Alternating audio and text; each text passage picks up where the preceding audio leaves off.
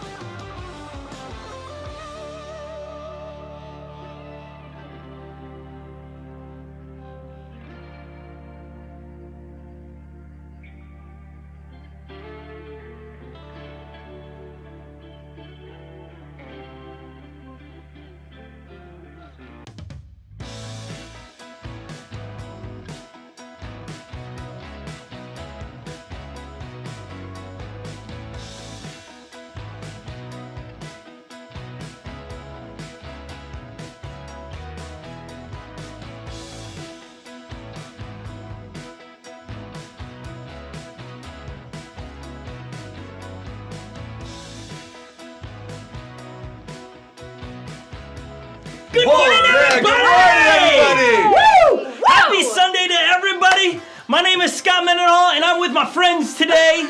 Yes, Look we at are this the place. friends. Yeah. Scott Mendenhall friends. Yeah. We are good friends to you, Scott. We are excellent friends, Except and for when it's race time. We're not friends. When it's race day, At least I'm not. I'm we're- friends with these two ladies, but not him.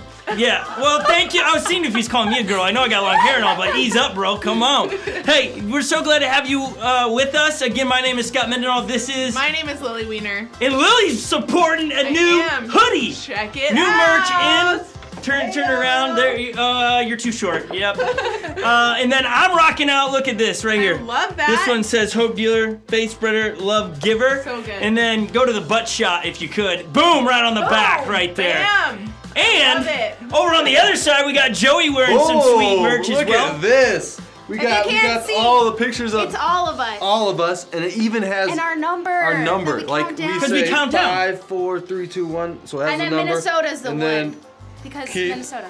floating, and then Scott Mendenhall friends. That's So good. That is from, So that cool. artwork is Leo, who is from Yes. Pensacola, who's in the chat Leo, room. it's looking good on it. That's what we do with Leo. your artwork, my friend. We got t-shirts rocking. Kristen has a hoodie she was gonna wear, but she said she looking good today. Didn't, no, I want to wear this outfit. she you know wanted what to I mean? wear. Her option wear was a my outfit. mustard hoodie, but you have mustard I have pants mustard on. pants and like the mustard and Not good. mustard, you know. It's just It not would have good. clashed for sure. What a clash. yeah. Okay, how are you guys doing? How was the race for you? You know, I'm doing good. yeah. I'm feeling a little disappointed that the time ran out. But you on must this have race. felt super great, like the 5 seconds you thought you Oh won. my gosh, you don't even know how good it felt to pull that foxtail out, Scott. I mean, we were cruising through like cars and stuff. It was that nuts. was- It was That was wild. so exciting. I'm just reading through the chat to see what people have to say. Would you please let us know if you thought that Joey should have won with 20 seconds left on the clock, or you expired, sorry, overtime. Oh, man. When I saw that Joey had gotten the tail, I thought it was during the time. I was so amped. Like, I was screaming. I had was no screaming. idea. It was amazing. Yes. Kristen was a little I further was away at that alone, point. all by myself, and like a minute after they had all come together, Yeah. like, Krista, where are you? And I was like, I'm trying to look for you. And then they had told me that it was over. I was just off on my own, doing my own Doing thing. your own Just thing. cruising. They didn't do my strategy of boxing. yeah, in. that's because, you know, teams, you and I are a team and they're a team, they kind of just said, know, I you're was like like the on end. the Sorry. outs. I absolutely didn't do that. Sorry And about I that, thought- Kristen. Don't I try to feel get it. in her I feel head, it. making her think that we did that. She was well with Tro- we got some people coming in saying that Joey won, Amanda Vernon said Woo! he won. We got Rachel Block saying good morning. We Matt have Vernon, Matt Joey wins. Get out of here. Tori is saying Joey won. Yeah, hey, I won.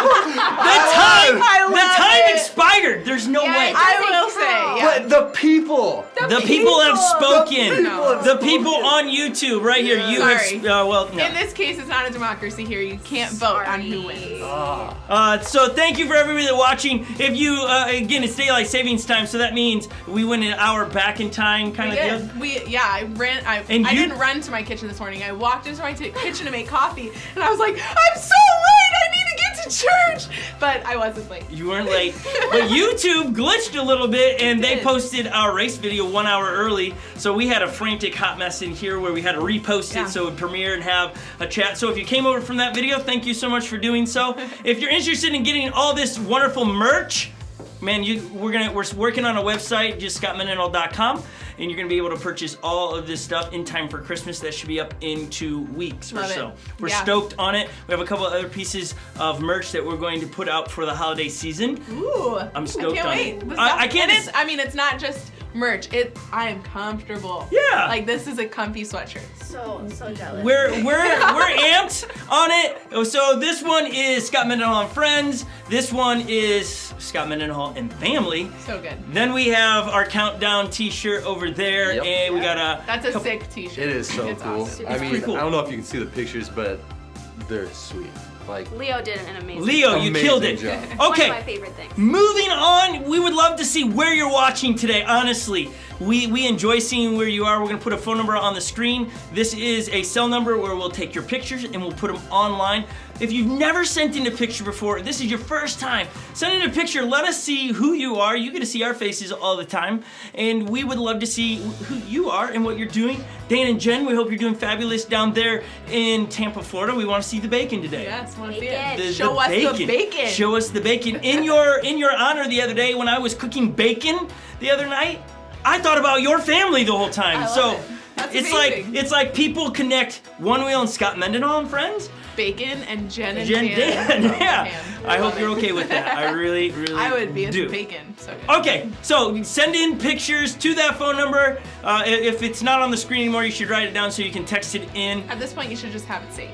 Well, but if you're a first-time guest, you Right. wouldn't have it So saved. save it Clearly, now. save it now. Write it Save it down. right now. Take a picture. What we're gonna do today is we are going to give away one of these amazing hoodies or shirts to the best picture sent in. Love it. Best Love picture it. sent Let's in. see it. Let's see So it. let's see it. Let's see. I mean, we're like thinking creativity here. So maybe you find a foxtail and you Maybe you find a you fox. do the thumbnail that You we find a had in the fox. video. Hey, we'll That's just a let little you. hard, you guys. I don't know. I know people who know people who know people. Yeah, that but have do a they know fox. them in the next 2 minutes? like 2 minutes. Okay. I don't know. We've stalled enough for you to get creative and get your pictures taken. If you send in a group picture, you'll have to cut up the merch and spread it across each other. phenomenal. Okay, that said, we got great videos today. Our hope is to connect you with Jesus in some form or fashion. If we can have the big shot or a camera on me while I'm talking, that'd be wonderful.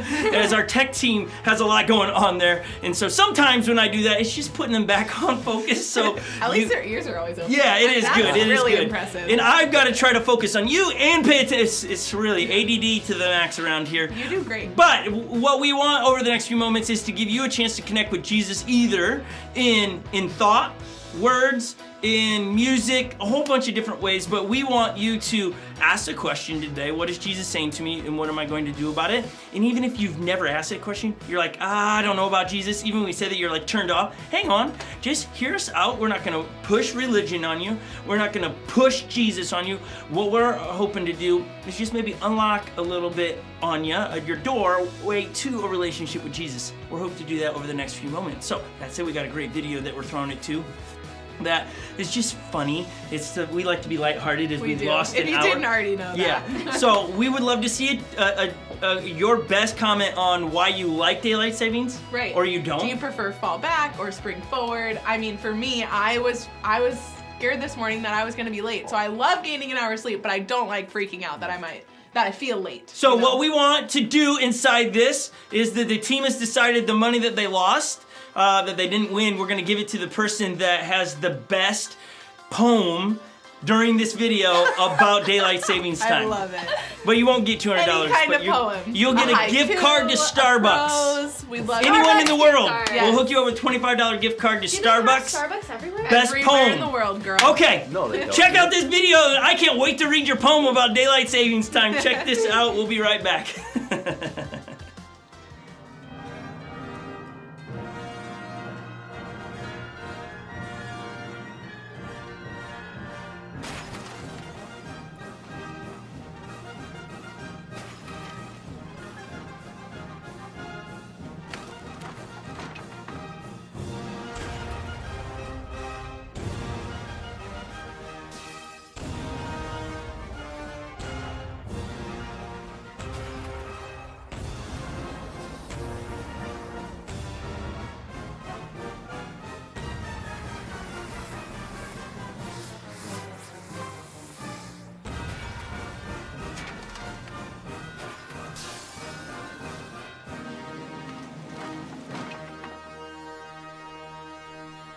Hey, buddy.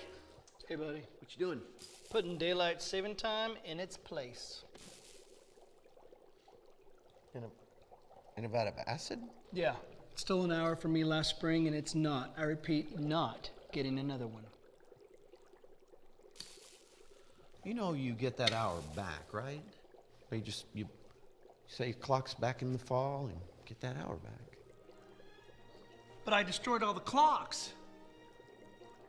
How am I supposed to get that hour back? How? Oh, I love that video. Smash all the clocks. Get them out of here. I mean, the temptation to put your hand in acid, where does that come from?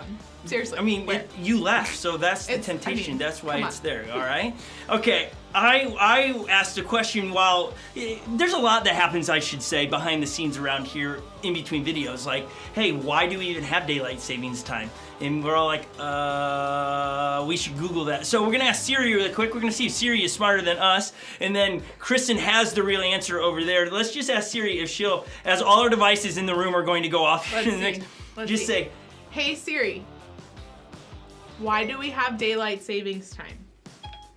I don't understand. see, she's out of here. Get out of here, Siri. All right, Kristen, you got like 5 seconds to tell us why we have daylight savings time. Okay, the main reason is to make better use of daylight during the spring and summer months, so there is an extra hour of sunlight in the evening instead of the morning. That's it. It sounds to me like the world is just trying to make us be productive. What if I don't want to be productive? What if I don't want to make use of my daylight? I don't know. Did you know this, that in October you lose 90 minutes of daylight? A day? The month of October. If you listen. guys- Seriously. I'm lost. Okay, hold on. Hold on. Joey. Joey, let me just help you, bro. Oh my god. There's sun, and it gets less and less amount of No, sunlight. but you guys are just talking so much, I'm confused. Just trying to help. We just had to step in there to try to help Joey. This is why he gets lost so many Here's times. the deal. I like Here's it. the deal. I like today because I got more sleep. Yeah. Do you feel like you got more sleep? Because your brain Yeah. doesn't seem like it got Oh, more okay. sleep. True, Sorry, but Joey. no. Dan goes, it was to help our farmers, and then he goes, shake my head because there's. Yeah, Kristen said that earlier was to help our farmers. Yeah, she did. Oh, it She was said- to help our farmers. That's Originally. what Yeah. they I thought say. Scott said it wasn't. But if you think I did not about say don't throw me under the bus. Okay. I don't know. I'm just reading through this. A couple people are dropping some great comments where they're watching from. Thank you for doing that. We're waiting on the poems. We were hoping to read some Send poems. your poems. So send your poems about daylight savings and you could get hooked up with a $25 gift card to Starbucks. And if you haven't subscribed to this channel, let's do it. Let's get it done. We're trying to get to 1,000 as fast as possible because it unlocks some doors on YouTube for us. All right, we got some pictures loaded up. We're going to do that in 1 second. Before we do that, we're going to do something that you see in churches all over the world, and it's one of those things that irritate probably the most unchurched people that didn't grow up in the church or they have problems with the church. This is what frustrates them, and I'm going to throw Lily under the bus here. What is that? And when I say throw her under the bus, I'm not really, but what's the I one thing literally that... just pictured you like rolling me up and throwing me under. I'm gonna assume it has to do with something with money because people love their money, and when they have money, it's like this. It's my Okay, do you agree with that, Kristen? Yes. Why do you, Joey, do you agree? Absolutely. Okay, why? Why is there this tension with people in church in the money thing? Why do you think that is? I think people, especially unchurched people, they just think the church just wants my money, and I think it's like that's what they feel. Yeah? Kristen, anything to add? Yes. I think it's different because a church, you don't really see like where the money is going or like how they're using it, and so I think in everyone's mind they're like, oh, they're just using my money and they're gonna buy a car with it or do whatever, and then but when you give your money to like a store or a company or a product, you get something in return. Like you have something physically there. And when you're giving your money to a church, you don't get something in return physically. And so I think that's where the rub is, because you don't have something to hold on to that's yours, but it's something that you get in a different form, whether it's maybe you get it back financially, and it's just what Jesus asks us to do, is to give back, because he's given us everything. And so it's just like 10% of your money, and you give it to him because everything we have is because he gives it to us. So Boom. he really gives Boom! it back. Dropped on my. Okay, and then we're trying to maybe unwrap it a little bit for those that would have some tension on it. Like that's my rub with the church. Yeah. You're even wanting to log off right now and go, come on, Scott. We were just here for the one wheels. Now you're asking for our money. I'm not asking for your money. I'm not asking for anybody's money. I'm not doing that. What I am though is trying to teach all the aspects of being in a relationship with Jesus. And when Jesus asks for a percentage of our income, which is already his, I'm going to teach it. I'm going to point us to where it talks about that in the Bible. I'm going to say, listen, here it is where the authors in the Bible talk about giving 10% of our resources. Yes, Unlock Church uses it to pay bills. Yes, Unlock Church gives away a lot of those resources to help people that are in need. Yes, Unlock Church uses money to do what we do. That's understood. Absolutely. But that's not why we're asking today for you to give. What we're not really asking. What we're trying to do is present an opportunity for you to give and be obedient to what Jesus has to say. So if this is a tension in your life, we always say pay attention to the tension in your life, because that's where Jesus wants to work. So if there's a tension in this area in your life, this is for you and Jesus to sort out. And it's not between anyone that's in this studio. It's not anyone in the chat room, between you and them. This is between you and Jesus, and for you to sort out. If you have a rub, well, churches only take my money, that's because you've seen one bad apple ruin the bunch of the apples. And you're using the one to make an assumption about all of them, which breaks my heart, because that's a bummer. We're caught in culture right now where we're letting one ruin a whole bunch of things. We're letting the small voice ruin you get it, right? So we've got to reverse that thinking and go, okay, wait, hold on. Maybe not all are bad. Maybe just something for you to process. We make it really easy here for you to give. We'll put up a slide here that walks you through how you can do this. If this is your first time giving, you can text with your cell. Go to your text app and type the words unlock in the you're going to type 779772 and then the word unlock in the bottom. Just look at your screens. You'll see it right now. Text unlock to 77977 to give. And yes, we'll use those resources to continue to do what we're doing today and moving forward. We got some really cool ideas at Christmas that are like, we're gonna make the city, we're gonna give the city the opportunity to be on mission with us, like in a big way. We'll announce that next week. We're stoked on it. We're stoked about our Christmas season here. You don't wanna miss what we've got planned. And so if this is your first time here, make this your home church. Fall in love with what's happening here. Thank you. Let me pray really quick. As we always want to give honor and worth to Jesus. Let's pray. Jesus, I thank you for everyone that's ever given to Unlock Church. We are here today because of their generosity and because of your mercy and your grace that is new every day. I thank you for the first time guests that are hanging with us today. May words be spoken. May a video be said that would unlock a room in their lives that would allow you to enter into those areas. I ask that you give wisdom to us as a church to see needs and meet needs and how to do that and who and all those things that takes place in making those decisions. I ask today that we would hear stories of how eternity has been changed forever because of you. Jesus, we love you in your name. Amen. Amen. Thank you guys so much for hanging with us and sending in those pictures. We're going to give you a few more minutes to send in some more pictures, and we will address the pictures after we do live music, which is up next, which this song is great. They sounded so good. We've got a brand new artist, singer in the room today. We're stoked to have her in the room. You'll see her. You will have Kristen, which if you're new here, she's new to you, but she's been around for a wee bit of time. You got Brian, who's gonna be back here on an acoustic guitar playing, and you might see him in a mask and you're like, why is he all of a sudden wearing a mask? Which some of you are like, that's new.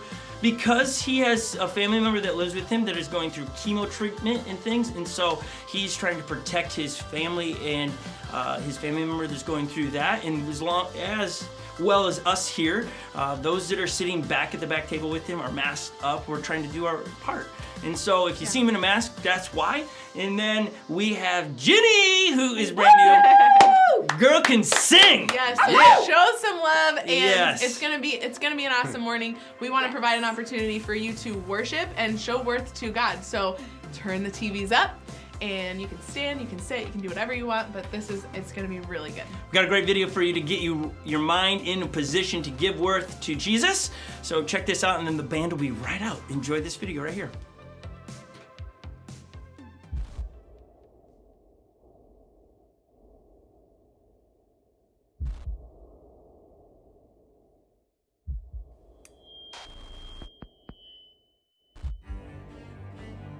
Worship.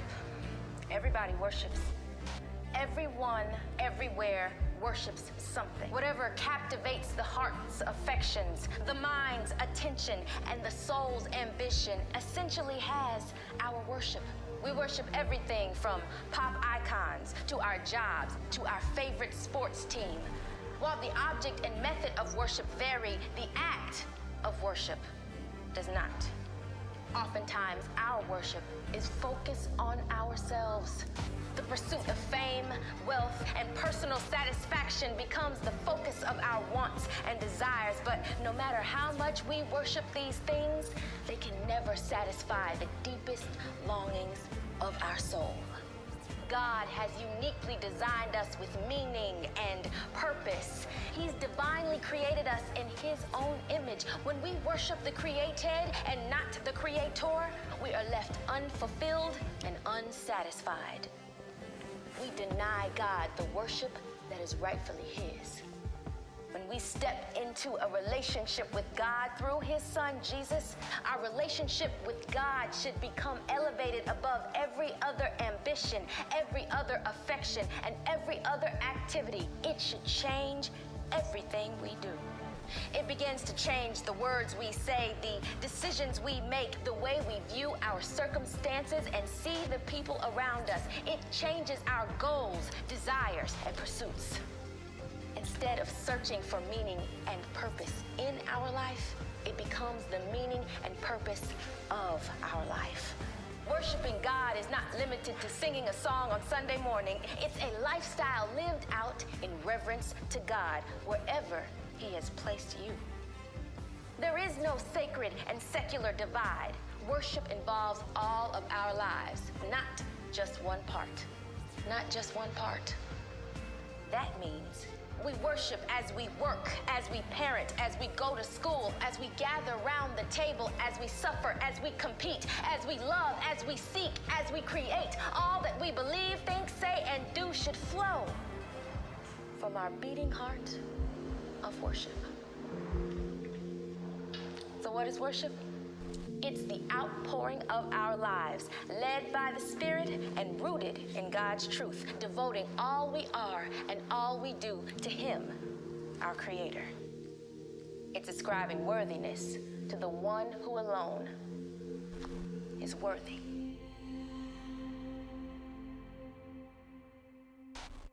We're getting to one of my favorite parts of the day where we have live music in here. I love being in here because it's like a live mini concert for all of us in the studio. So, yeah, this is where you bump up the sound in your TV or your iPad or phone, wherever you're watching it on. You gotta get loud. If you're at a viewing party, now don't be shy on singing. If you don't sing, the next person next to you won't sing. If you sing, they'll sing. That's how it works. So, sing really loud.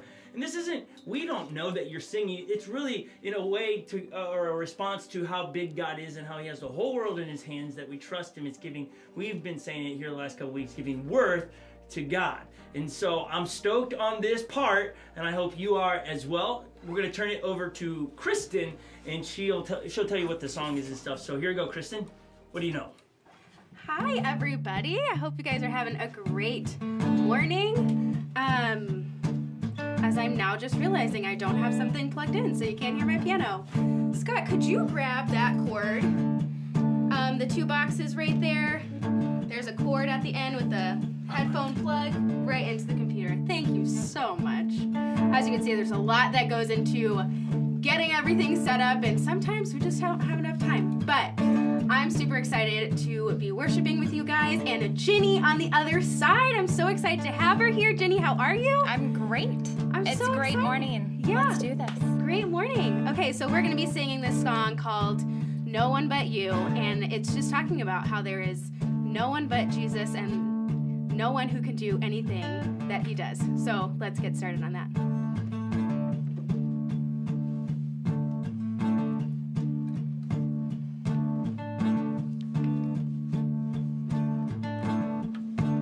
Who can melt the hardest heart and speak life into my soul?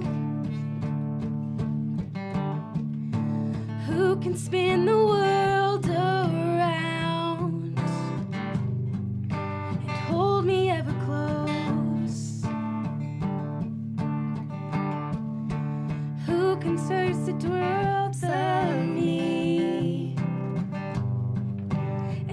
love me to the core, who controls the world I see and walks me through it all. No one but you.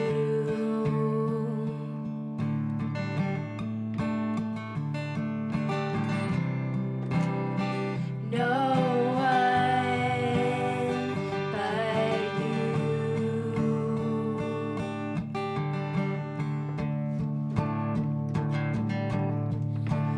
Who has made the righteous bright? Who has paved my way with grace? Walked me through my darkest hours 1,000 different ways.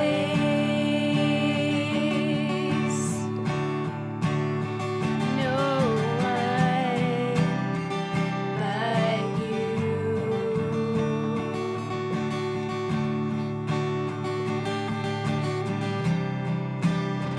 No one but you. I'll sing of your love. I can't get enough. I just want you. The Lord of my soul, the King of my heart, Jesus, it's you. And I'll sing of your love. I can't get enough. I just want you. The Lord of my soul, King of my heart, Jesus, it's you.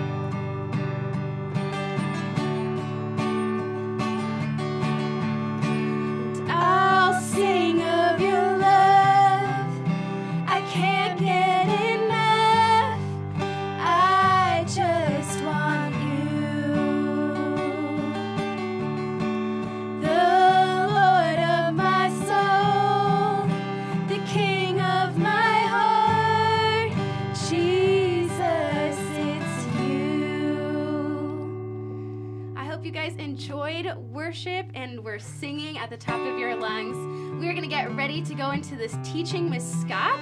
But before we do that, we're going to watch this video about the decisions that we make and how we make so many decisions in a day and what that looks like and what it leads up to. So here's that video on all of the decisions that we make. The future is a million little choices. Practice or play video games. 2 hours in the gym or 2 hours at the movies. A little extra work or a little extra play. Reconcile or let the sun go down on your anger. Get up or push the snooze button again. Take a potential client to the game or take a kid from a broken home. Spend that bonus on yourself or give it to a ministry that reaches out to pregnant teens. If we could get a picture of the future, if we could jump ahead 10, 15, 20 years, and see the accumulation of our decisions, the chain of events we set in motion, how differently would we live today?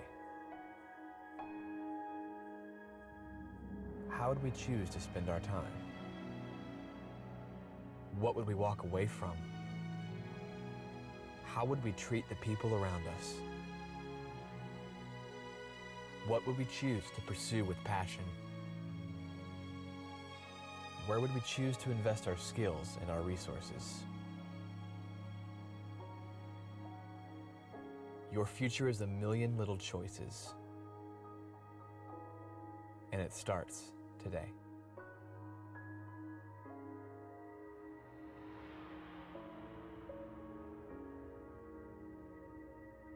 Worship was great. Pictures are great. Thank you so much for everybody doing those things in the texting. We are having a little bit of technical difficulties around here, so when that happens, a lot of people run around frantic, me being one of them, trying to plug things in and figure out what is going on. So sorry if you're feeling that at home. Thank you for all the engagements inside the chat. We love seeing the chat just file up as I am looking at it right here as well, trying to keep track of how everybody's doing. Lily pops in there obviously late because she just got off the computer and said what a great song. It was rocking in the room. We love when the acoustic guitar is cranking in here because we get to hear it and bop our heads and move around. So thank you everybody that sits in those chats and creates energy. I know there's heaps of you watching that aren't in the chat. We love being able to hear what you're thinking, what you're going through in the chat. I know technology for some of us is like so not what we enjoy. But it is allowing us as a community, as a church, to stay involved, meet new people, share our stories, and be able to intersect in other people's stories and share some of the wisdom we have learned in our experiences. And so my hopes is that you're jumping in the chat. If you've never done it, try it out today. You'll enjoy it. There's a lot of cool things happening inside there as we speak. Leo sent in a poem that we want to put up on the screen and read for you. I'm going to try to read it the best I can through all the technology that is happening. And so when it comes to, I can't read it. I was going to try and it's just not going to work. I can't see it. They're trying to move it around the screen for me. You'll just have to read it. It's a good one. So sorry. There's just not a clear way for me to be able to read it. Okay. We're going to jump into some pictures though, as we have seen so many good ones. Remember, we're picking one of the best for the swag from here or our merch. So let's throw up some of those pictures so we can give you a great shout out, and maybe we'll load up a few others before we end today as well. So here are a few pictures you sent in today. Oh, we got a cat today. Oh man, what's the cat's name? I didn't know. Wait, what's the cat's name? Colby. Making a debut. I didn't even know that you owned a cat. That's so cool. All right, it looks like craft time because they did the kids program today. If you didn't know it, the kids program is happening on this channel as well. If you want to separate your children and let them go watch that, there's a great arts and craft time with Kiki happening, and it's hilarious. So find it in our YouTube or on our YouTube channel. A couple other pictures for you loaded up so you get to enjoy who's watching around the world. Hey! Oh, that just puts a smile on my face right there. They look so alike in that picture. That's mom and daughter. That is Joey's wife, the one on the left. Hey, viewing party! Look at that, cranking there. I like it. If you win in the picture department, you're gonna have to cut up the shirt. The only thing that's a bummer in that picture is that number 12. The guy wearing it, top-notch jersey. I'm offended by. Packers and Vikings play today. I'm predicting a win. Okay, we got one more picture for you, and then we're gonna roll into the teaching. Look at this! This is by far, look at this, just jumping off the screen. I can't read what is wrote on there. Sunday mornings, come on, that's beautiful. Okay, thank you for that picture. Makes me want to join you. What a great idea. Maybe we should do it live outdoors one week here. Take all of this outside. Maybe if we're gonna, this is what we'll do. The next snowfall on a Sunday, we're gonna go outside and do service live outside. Just be awesome. Just be cold. For you that live in Florida, you get to enjoy it. Okay, let's get into today's topic, which is, we're in Guardrails. Guardrails is a series that we're kicking off that we're trying to use to maybe put up guardrails before we get into a danger zone. Remember last week when I was like, hey, every time I say danger zone, type it in there. We're not going to do that this week. It was a reference to Top Gun and the music that they had there in the movie.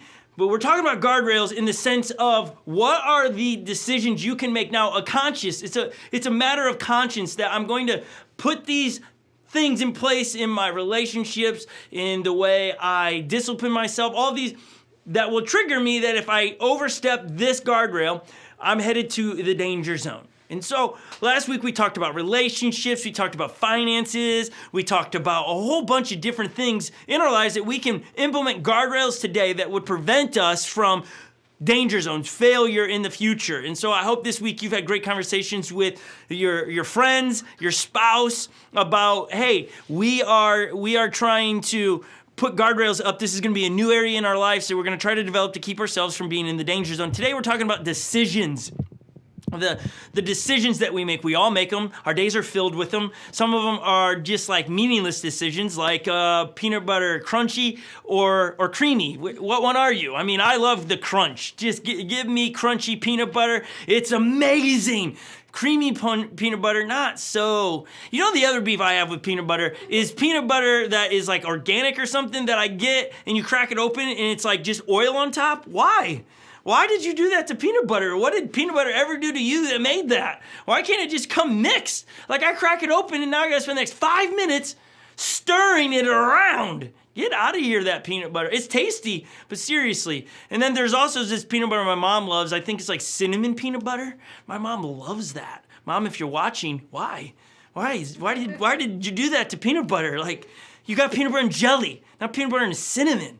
Okay, Mom, text me about it later, okay? But seriously, like, those are decisions that really, like, not big deal. It's not life-altering, probably, right? Unless you're allergic to peanut butter, then it's a problem. It's problematic if it is something that you're allergic to.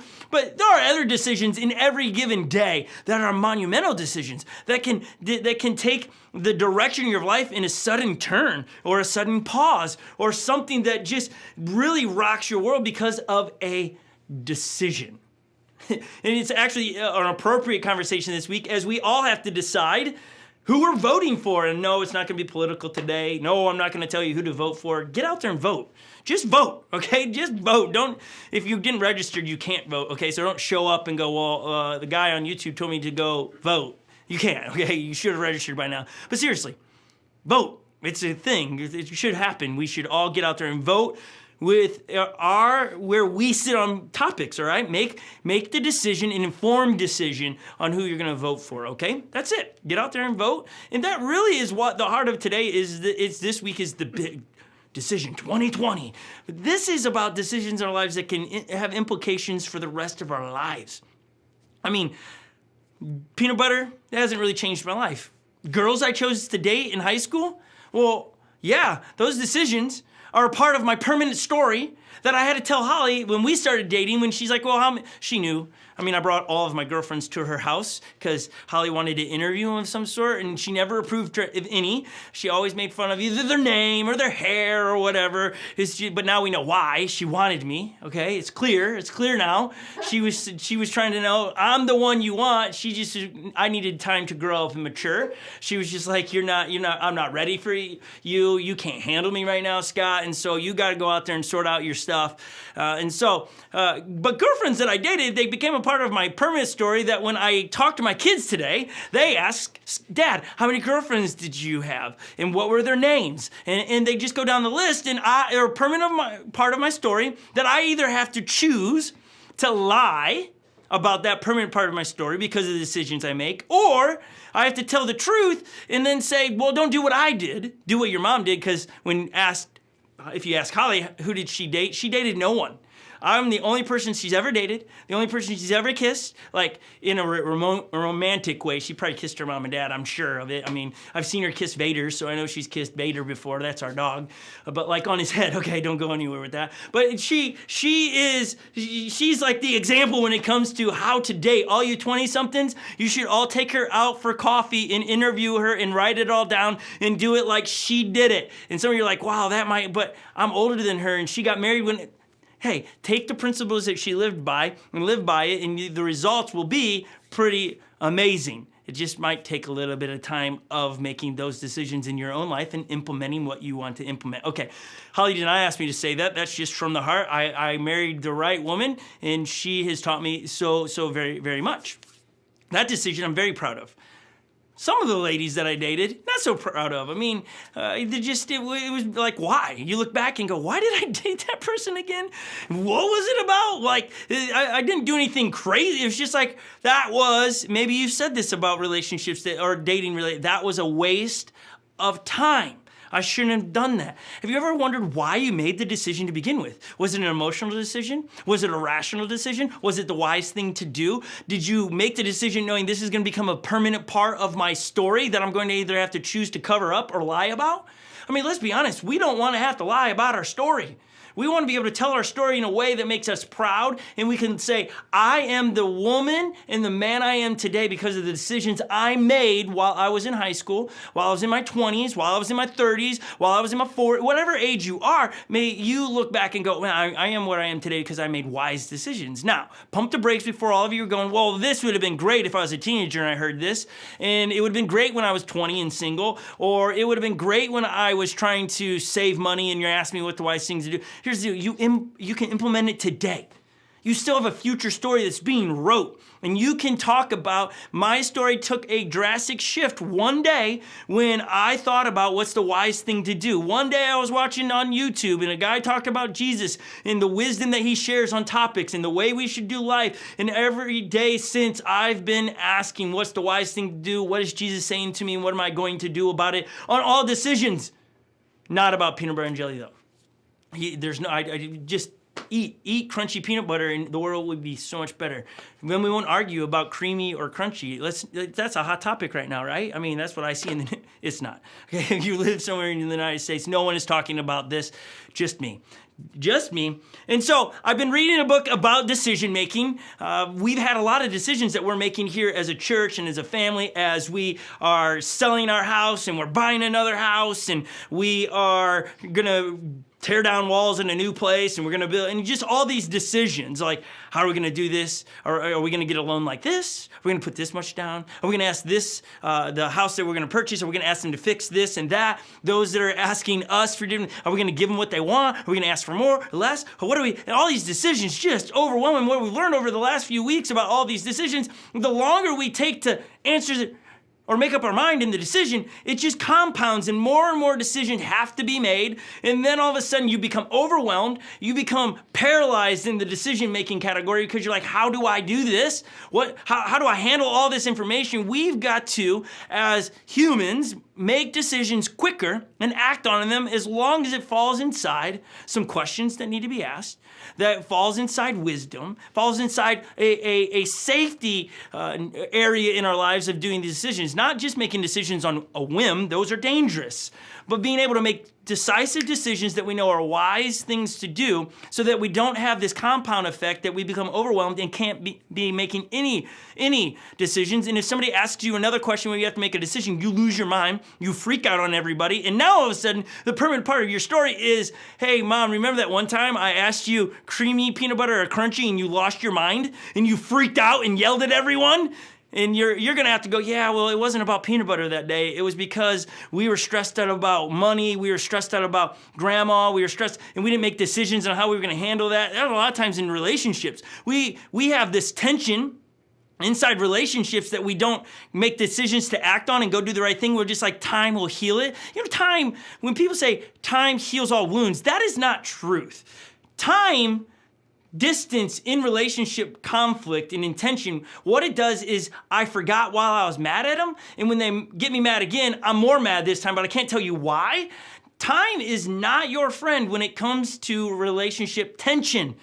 You've got to, when you feel the tension inside a relationship, you've got to address the tension fast. Resolve it quickly. That's the wise thing to do. Make a decision to resolve it. Know where you stand on the position of the topic when it comes to relationships, because it will make you a better person and make your life better. But we hold grudges too long, and all of a sudden we say things we regret, and that becomes a permanent part of our story. Did you know this? When it comes to making decisions, we are almost not, I'm gonna make this up. I know it's a lot. I think it's almost 100% is what I've read, but like we'll go 99%. It's a made up, okay? Most statistics are made up on the spot. This one is, I just know it's a large amount of decisions that we convince ourselves to make, we follow through on.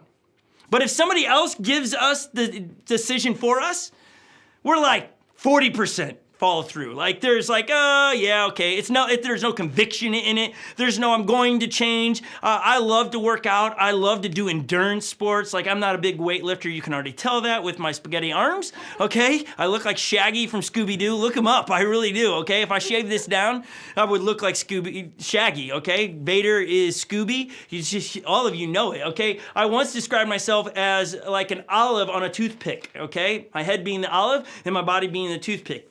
So I don't work out lifting weights. I run a lot. I ride my bike a lot. I row meters, like 8 miles the other day on a rowing machine. I enjoy that. And I think everyone else in the world should enjoy that. And so I tell them, you should row 8 miles. You should go run a marathon. You should do an Ironman. I invite all these people to do these things. And when I'm talking to them, people are like, they catch my passion, excitement for, yeah. I've taken so many people to the running store and we've gotten new shoes and they're like, I'm going to run a marathon. And then they go run for 3 days and then they text me or call me and go, Scott, I'm so sore. Every walk, every step I take, I can feel my toenails. I know they exist. Why is that? And like, I didn't know that I was gonna be sore at every area of my body. This is not what I want to do. And they kind of don't do it anymore, and the running shoes become mowing shoes. And they're just really expensive shoes to cut grass in now, but they're really comfortable. And it wasn't a decision that they made that they want to do. It's like they were convinced by me that they should be doing it, and my passion got them excited, but when they left my presence, they were like, ugh, running. Why would anyone do that unless chased? You know how many times I hear that? Like I get back from a long run, why would you do that? I only run if I'm chased. Well, guess what? I picture myself being chased by rabid wolves every time. It's a great, I don't actually do that. I just run for fun. And it's crazy. I finish where I started and no one applauds. There's no one going, great job. I just come in and I change and life goes on. I just run. I'm Forrest, okay? I'm Forrest. So the decisions that you're more apt to do are decisions that you make. If you've ever been to a counselor, which most of us, all of us should go to a counselor sometime. It's so good to go sit across a desk, a table, a room where somebody is not emotionally charged on decisions or things in our lives, and they can share godly wisdom and principles to help impact your life. But I wrote it like this, that good counselors understand this. I'm gonna give you a little bit of like behind the doors of counselors and even what I do a lot when I meet with you. Good counselors understand this. Counselors understand that you have a greater propensity to follow through on decisions that we make rather than advice prescribed to us. So counselors painstakingly scatter breadcrumbs along our paths to lead us towards making good decisions. The breadcrumbs are, you guessed it, well-placed, appropriately timed, thought-provoking questions. So mom and dad, you want your children to change behavior and do things different? Don't influence their decision on, I think you should, don't force them. Place very strategic questions in the conversation that would guide them, that all of a sudden when they answer the questions, they're gonna be convinced they came up with the answer. And you're gonna sit back and kind of have that, it worked, I got them to do what, just like all great counselors do. You come back the next week and you tell them what you decided to do, and they're like, when you leave the door, I got them to do what I wanted to do, because they heard the timely placed questions and it influenced their life. I also wrote it like this. This is kind of where we're coming from today. Life is all about decision making. We know this every day, multiple times a day. Sometimes we're sure, sometimes we're unsure. Some of us are quick to decide. Other of us, me included, can't even get enough information before we decide.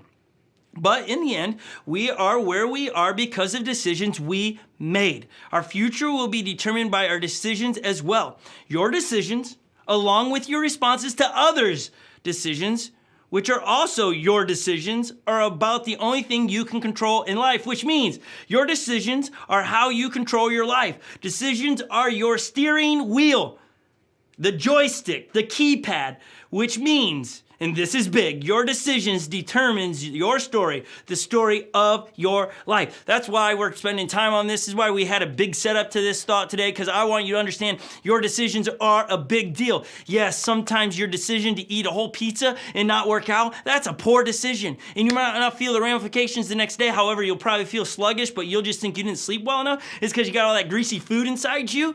What's gonna happen, and I'm not trying to be super negative on you, but somewhere in your life, you're gonna go sit in front of a doctor and they're gonna go, hey, you know, the years have caught up on you and you've got a big belly and it's time to work on that. It's time to get fit again, or your arteries are clogged, or you're almost becoming a diabetic, and it's a ramification of decisions we made in the past on how to eat. And some of us need to just not stop eating. Stop making unwise decisions. Everyone should eat a salad at least once a day. There you go, just throwing that out. That one got Lily. Did you hear that? She laughed back there. She didn't see it coming apparently. All right, I'm gonna give you 5 questions. 5 questions that you can write down. They're not gonna be on the screen.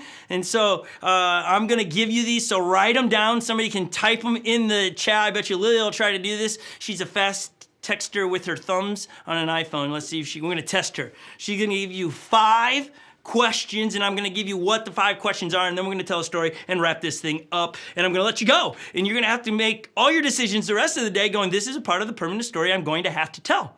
Someone's gonna ask about your past, and you're gonna have to tell stories, which reminds me, in small groups, it's been so fun to hear people sharing their stories of their past and their present, but they're sharing their stories, all the goods and in the between, and we're learning all kinds of stuff about each other, but people are sharing the permanent parts of their story.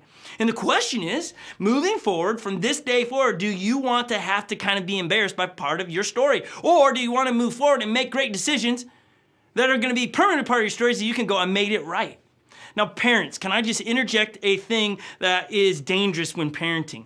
What we try to do is we are sometimes embarrassed by the way we did our lives, so we don't share those parts of the stories, but we also, because we did wrong things, we did things that we don't want our children to do, but we feel very guilty by our past, so we're like, well, I did that, so how can I tell them not to?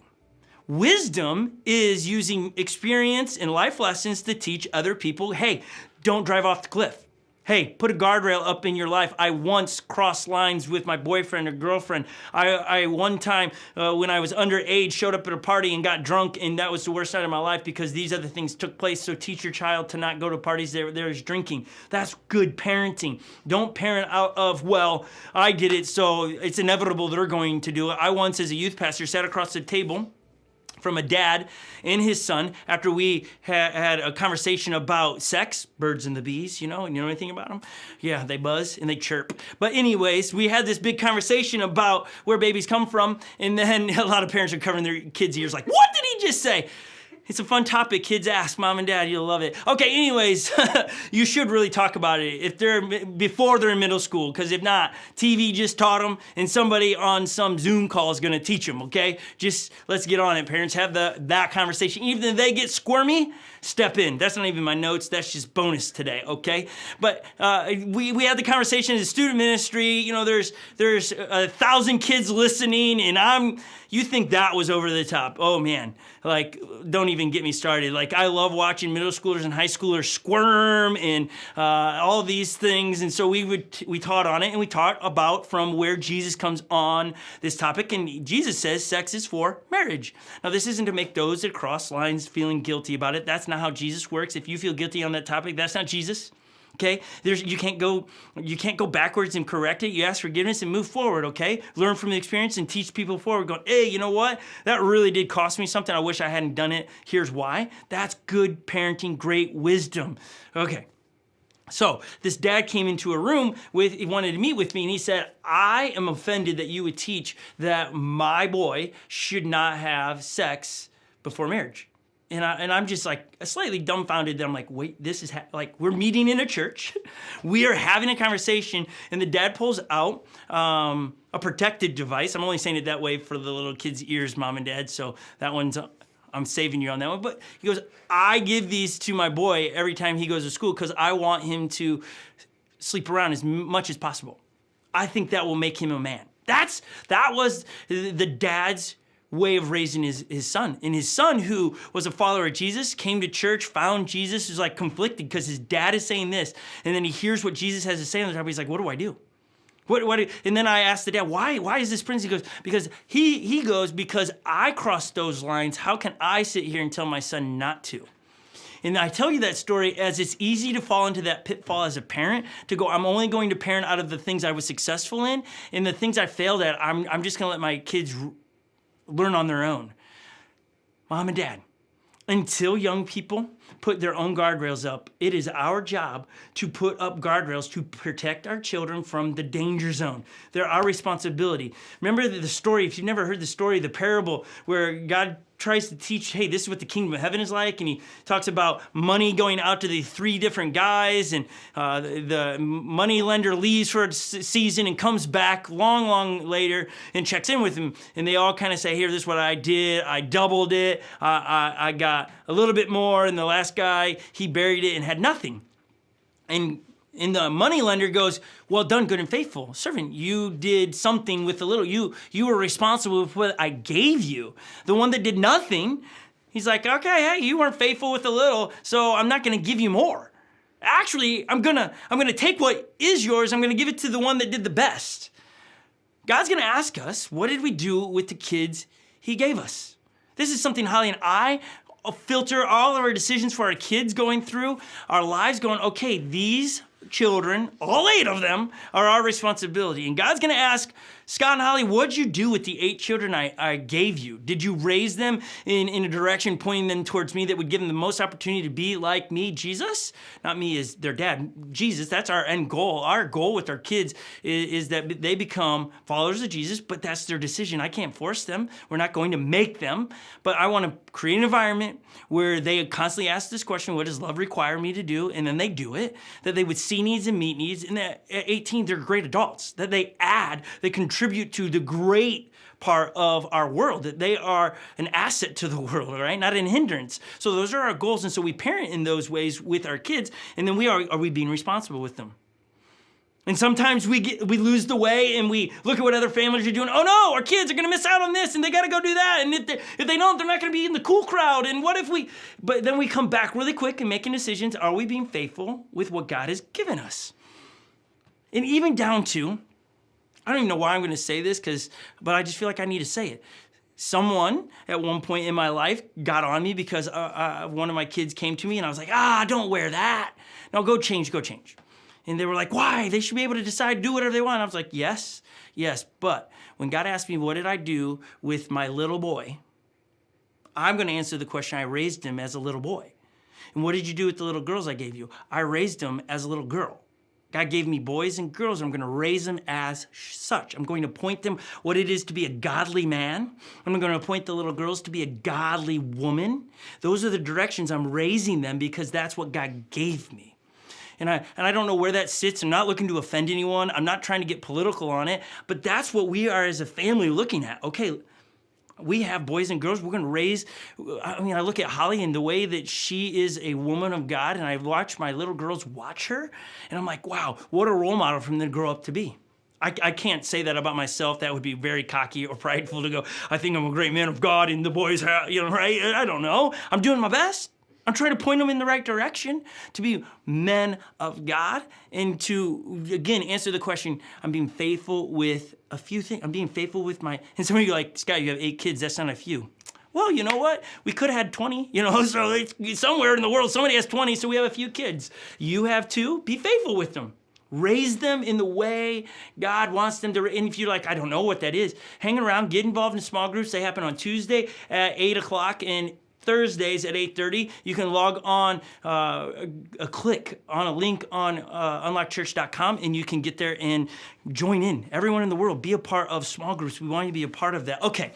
All of that was not in my notes, so we're in trouble today. That was all bonus materials and making decisions. I really wanted to step in some of that with parenting and going, when we talk about the permanent parts of our stories, yes, we as adults have permanent stories. Tell them truthfully, don't hide the things, and teach your kids to do the right thing with Jesus at the center of it, because for all of us, there's a point in our lives where Jesus intersects. And when you find Jesus, your life should look very different. Your decisions, 9 day different now because Jesus is involved. It's understandable. And so when we tell our story pre-Jesus, it should look different than post-Jesus, because Jesus comes in, the light sheds light into the dark areas in our lives, and we begin to think differently. We start asking the question, what does love require me to do? And it should look 9 day different from the 2 versions of us, pre-Jesus and post-Jesus. I know I do. Oh man, and I'm still a work in progress. Okay, here's your 5 questions. Lily's been flexing her thumbs and bending them, but she's been working them out so she can type fast. Here we go. The integrity question. When it comes to making decisions, these are the 5 questions you need to ask. The first one is the integrity question. Am I being honest with myself? ... Really? Like for real? Don't turn your wants into a need. Did you know this? That the brain, when we want something, the brain gives no energy to that thought. Until we turn it into I need this, then the brain will start to get creatively involved in how do we get that, because we need this now to live. Ever wonder why your teenager or middle schooler is losing their mind over not getting a pair of Uggs or a pair of jeans or a t-shirt? Because somewhere in their mind, seriously, this is real, they have convinced themselves that they need it to be cool, to be in the popular crowd. They need it. And so when you step in and go, you can't have it, their brain goes, whoa, panic attack. We need this to thrive in life, to live. We need this. So mom and dad, just remember that. Pump the brakes a little bit on, okay, they've convinced themselves they need it. So strategically place questions for them to make the wise decision that you're not telling them what to do, they get there. So maybe some of us need to write down, what are those questions I asked my middle school and high schoolers?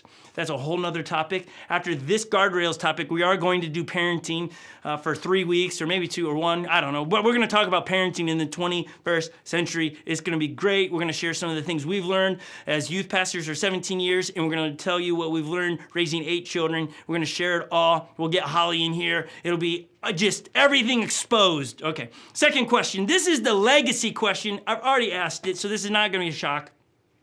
What story do I want to tell? What story, moving forward from today, November 1st, what story do I want to tell?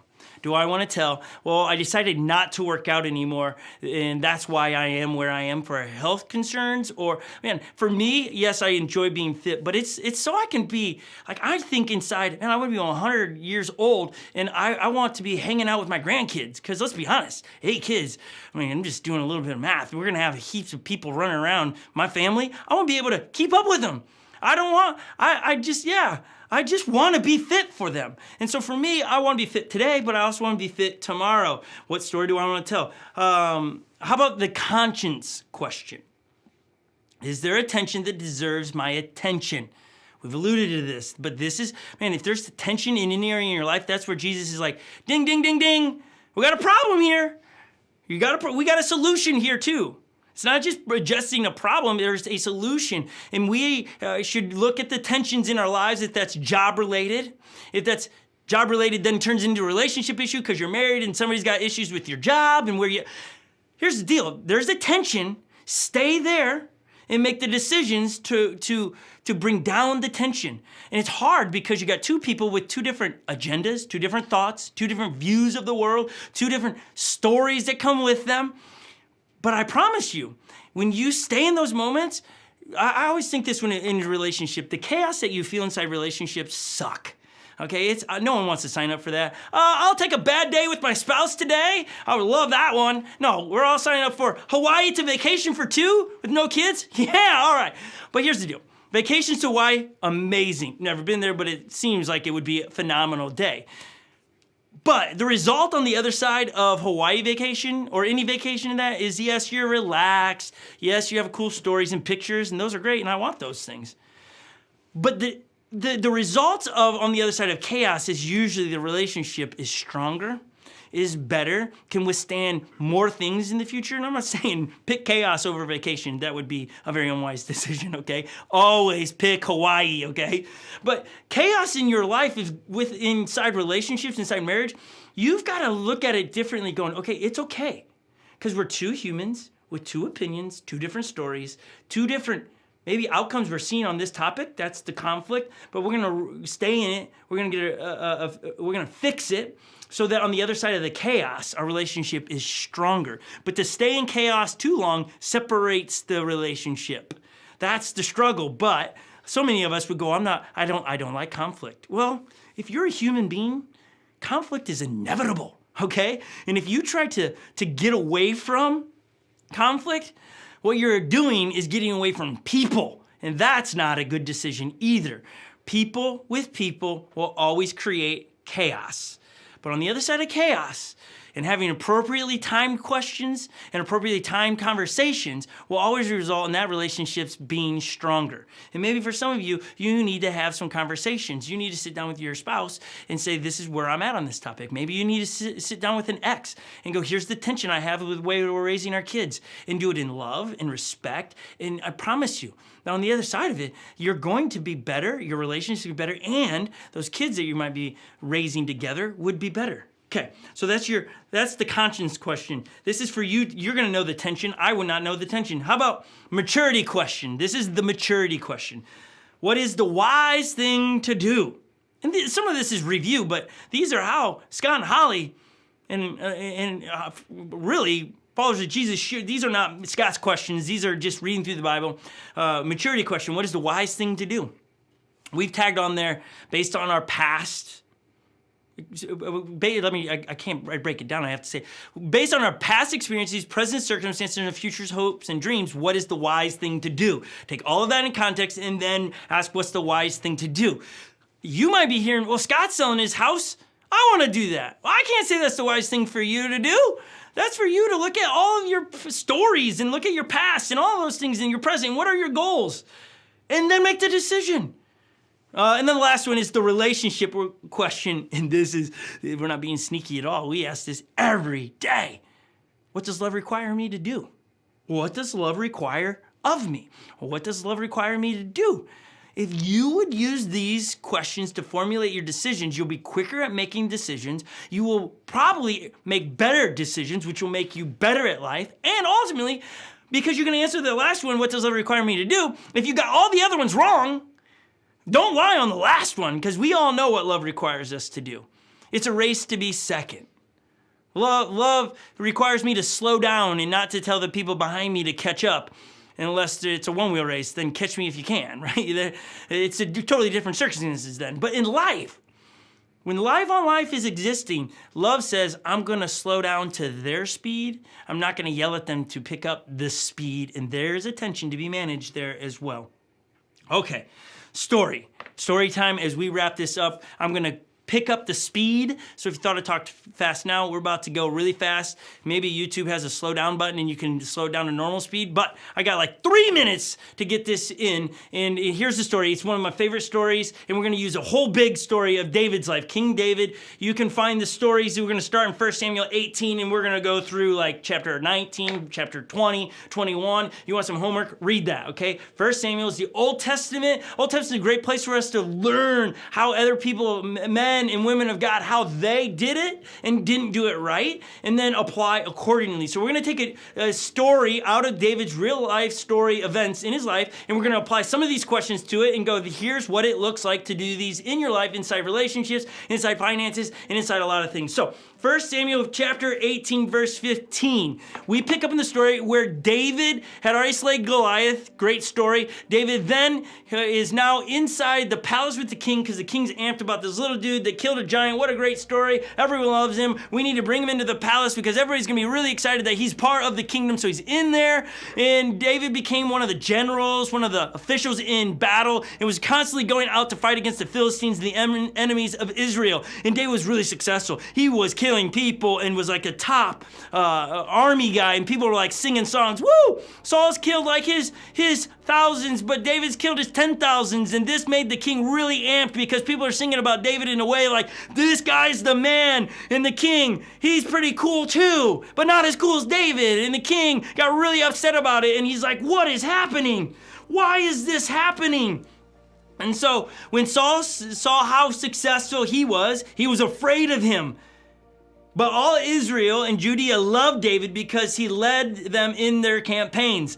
What happens a lot of times when somebody is more successful to us, first thing is we become afraid of them and we want them to fail. They become our enemy. Instead of coming behind them and going, what's love require me to do in this relationship? Prop them up, help them to continue to be successful, to push them towards their dream and their greatness. That's what we should be doing, going and coming underneath people and pushing them up instead of pushing them down. If you say you love someone, you cannot secretly want them to fail. That's not love. Love requires us to prop people up, to give them, you got it. You one day can be better than me. The way I'm trying to train the people here at Unlock Church, the staff, is that you can do this better than me. Go get it. Dream bigger dreams. Let's not hang back. Go do something better than I've ever done because I love them. I want the best for them and best for you. And so here we have Saul upset at David's success. So Saul comes up with an idea how to control David.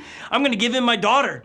And so 1 Samuel 18:17, here he wants to give his daughter away to David, going, hey, if he marries her, this would be great. They'll get married, and then I can control David and keep my thumb on him. So he doesn't really love David. He's still afraid of him. But David's response is priceless.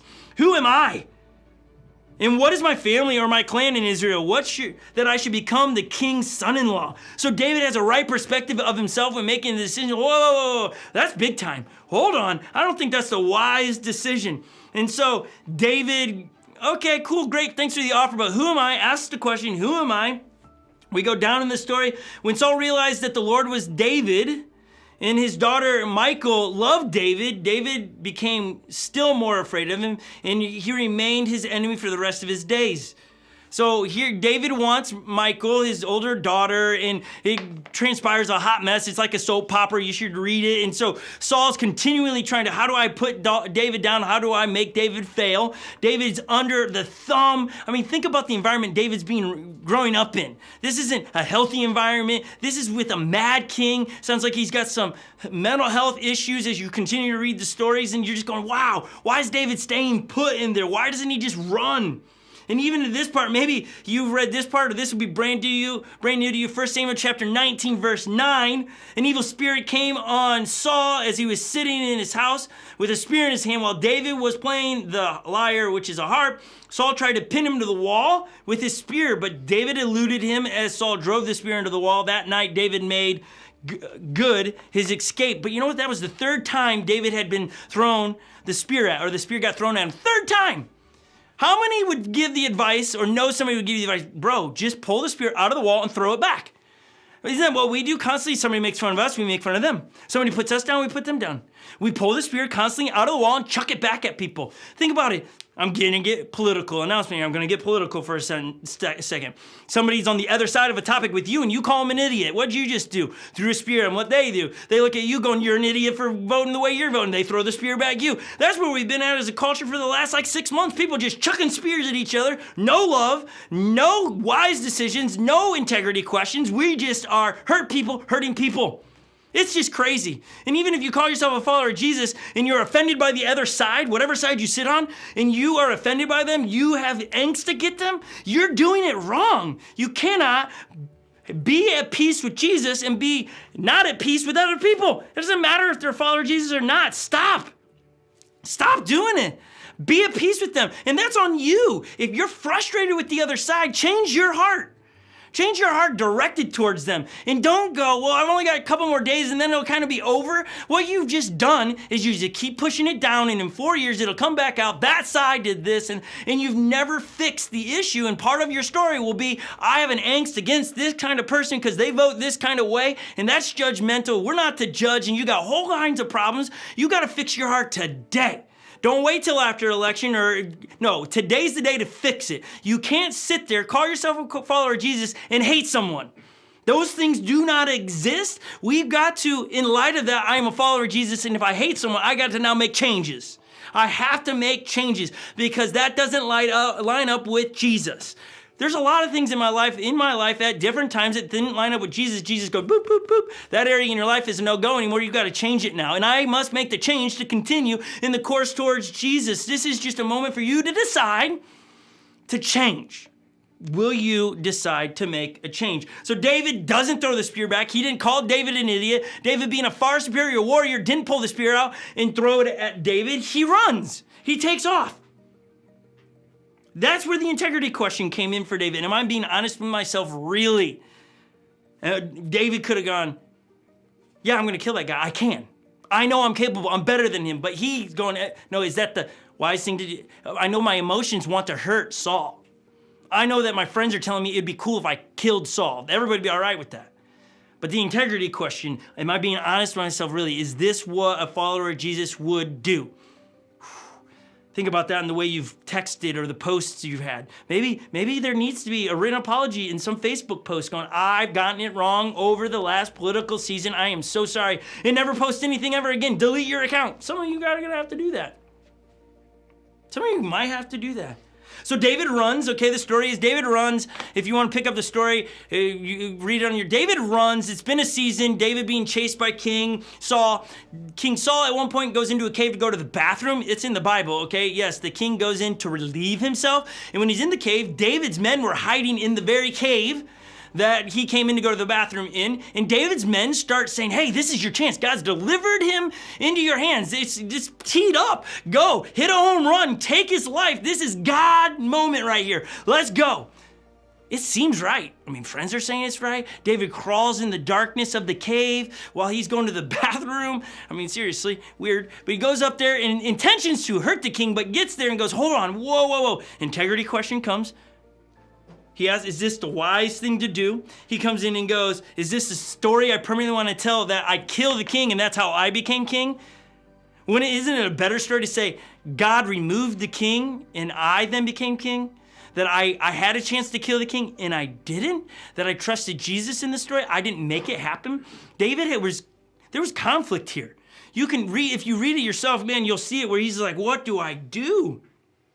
Well, how do I not follow through on this? It just makes sense. It seems so easy. That doesn't mean it's the right thing to do. You got to use the 5 questions to go, is this the wise and right decision to do? And so David ultimately cuts off a corner of his robe. Saul goes out. David follows behind him when he was safe and sound, far off distance. He comes out of the cave and holds up part of the robe and says, today I could have, but I didn't. And David even apologizes for that, for being disrespectful to his leader. Are you like that to your boss, to your manager? Do you hold authority in that level, even when they're completely mad? Do you still hold them in a way that David looked at a mad king? Who knows who wins on Tuesday? It might be the person I vote for or not. But whoever sits in that position, I understand what Jesus says on it, that I'm to respect it, that position. Even if they aren't respectable, I, as a follower of Jesus, am to respect it, and that could grind some of you. Because you're like, but I have this. That's a Jesus issue. You can't have, you can not be okay with the way people, man, I'm not okay with the way people treat people, and there's all kinds of stuff for me on that. But I still can love the individual. And this is a tension, again, to be managed on the decisions in relationships, on how to treat people I don't even know. I voted, I don't know how many times I voted, but every time I voted, not the guy I voted for has won. And I've always stood in the same position of respect. Respect, honor up. If I want my kids to grow up and honor positions of authority, they better see it in my life. And if I don't show it in my life, they will not do it in their life. And then I'm just a part of the vicious cycle of where teachers aren't respected right now. It breaks my heart for the teachers we have here at Unlock Church, and know that you get disrespected constantly. And I would hate for my children to be a part of that. And so I am trying to raise my children to respect authority. Jesus talks about it, so I know it's a thing. Okay, so David, in the process of do I kill the king, he's thinking, one day I'll be the king, and this will be part of my permanent story of how I became king. Imagine what the guy's back, what are you doing, David? Take him now. David, he chose virtue or integrity over I'll hurt you. David chose virtue or integrity over I'll hurt you. May we make that choice. Every decision does come with a bad option. I've told you my decision of buying a PT Cruiser, good decision and bad. Okay, the good decision would have been walk away, Scott, walk away. The bad decision was walking out with the PT Cruiser, okay? Bad decision. Ugh. So my question to you is, your response, or not a question yet, but here's my last thing. Your response to the choices at hand is your real story. What story do you want to tell? What decisions do you want to be permanent part of your story? And when others tell their story, how will they share your part of their story? Just those, what decisions do you want to be a permanent part of your story? And then, when others tell their story, how will they share your part of their story? Whew! That's a lot right there. That's it. That's the beginning part of this. I hope we said something today that Jesus spoke to you, that you feel that you got to make a change in your life. Thank you for being with us today. Let me pray for you, and then we're going to wrap this up. Jesus, I thank you for an amazing country we live in. I thank you for the freedom to gather and the freedom to talk about you, Jesus, to share the light of the world with the world. Jesus, I thank you for my friends and family that join in every Sunday, that will text in poems and send in pictures, and that will laugh with us and watch One Wheel videos. I thank you for the new families that have joined Unlock Church over 2020. I thank you for your mercies that are new every day. I ask today that we would give heaps of grace to ourselves for our pasts, that we would, where we need to ask forgiveness really to you on topics of current events or in our past, that we would genuinely change, we would turn directions, and that moving forward we would begin to make wiser decisions as followers of Jesus, or just people in general, that we would make wise decisions when it comes to relationships, finances, when it comes to our job, when it comes to what big purchases to make, and we make wise decisions. Jesus, I ask today that this conversation today jumps in the middle of people's lives where it will make them better, in their life better. Jesus, we absolutely love you. In your name, amen. Thank you, everybody, for joining us. So honored to hang with you over the last few moments. I hope you got something out of today. I hope you've enjoyed it. We have enjoyed it hanging with you as well. A couple upcoming events. You already heard about small groups. We have small groups for students, which is when, Joey? Small groups, well, this week it's 6:30 because of Float the Show. Normally it's at 7, but this week it is at 6:30. So, you can find that at unlockchurch.com. Yep. Find digital small groups and go down at 6:30. And then we have Float the Show. At we want to talk 7. more about at 7. Float the Show at 7 is going to be legit. Log in. We'll be live there, all of us. It's hilarious. Videos we've already shot are hilarious. You're going to enjoy it. We're giving something sweet away for Thanksgiving that you're going to want to have for Thanksgiving. Yes. Don't want to miss that. It's going to be a big giveaway, and you will... Don't just watch it alone. Bring your neighbors over to watch it. It's a good 1-hour family fun experience. Yes, so it's going to be amazing. Sneak peek, we made we had a catapult competition of who could launch a It was awesome. pumpkin the furthest. It was amazing. It was. If you've seen Mulan, the new version of Mulan, the live action, it looks just like the one they made in that movie. Yeah, but that's not the one we made. But you have to see what we made. Just wait and see. It's so good. Yeah, so that's so Wednesday.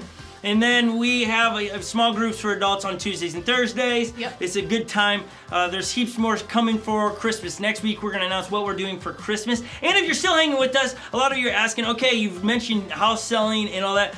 We have put an offer in a house, and we have taken an offer on our house. So That's awesome. there are the details. So good. Some of you want to know, where is the house? We're not telling. No, it is 15 minutes from here. It is in Corcoran. I had to think for a second. I was like, where are we? Corcoran. So it's just outside Maple Grove here, not too far from here. If you want more details, text Holly. She knows everything. She knows She knows all. everything. I have been like so impressed with her, seriously, this week. It's like, there was one day when I was in the office this week and I probably said 3 words to her because she was on the phone with realtors and inspector guys and whatever the whole day. And then that night, I needed something, so I FaceTimed Scott and Holly and I was like, where's Holly? And he points the camera to her and she's on the phone still, like 12 hours later. I just was like, she's amazing. She is. It's taking you this long to get that. No, I know she you is. You just offended Don't her. do that. She gave birth to 8 children. Enough said. I know you're not offended, Holly. Okay. We could keep going. We love hanging out with you guys. Thank you so much for hanging. All the viewing parties, we hope you had a blast as well. You guys are going to spend some time sharing prayer requests around the room and praying. Yep. And then we're going to, here in Minnesota, watch the Vikings beat up on the Green Bay Packers. Let's go, baby. This one is over.